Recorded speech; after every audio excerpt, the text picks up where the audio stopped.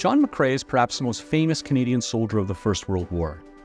Born in Guelph, Ontario in 1872, McCrae studied medicine at the University of Toronto and worked at hospitals in Toronto, Baltimore, Maryland, and Montreal. In 1900, he served with the Canadian military in South Africa, taking part in a war fought for the British Empire.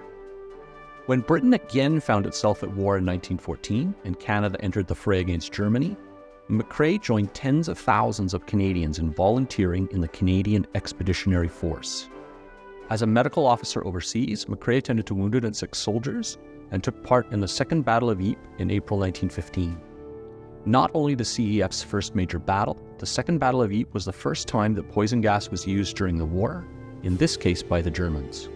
While in the German trenches, preparations were hastily being completed for the introduction into warfare of a newer and more devilish agency of death, poison gas.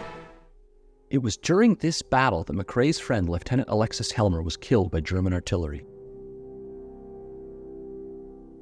To commemorate Helmer's death, McCrae wrote In Flanders Fields, a stark and stirring poem. McCrae originally published it anonymously in the December 1915 issue of the British magazine Punch. The poem was an immediate sensation and became used in wartime propaganda efforts. As for McCrae, he continued to serve at the front, attending to Canadian soldiers, even as he suffered mental and physical health problems. In January 1918, he died of pneumonia. However, McCrae's legacy still lives on through In Flanders Fields, still recited in Remembrance Day ceremonies today.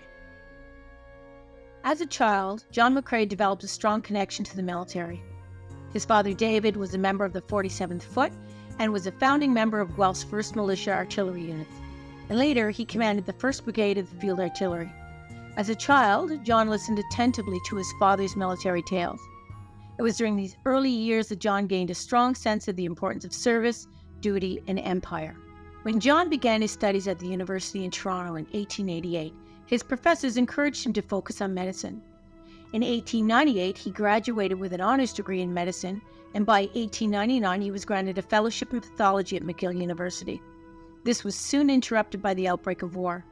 As a man of medicine, John McCrae was never anti-war as one might have expected. He served in the Boer War and then again in the First World War. He was compelled to do so by a determined conviction in the righteousness of empire.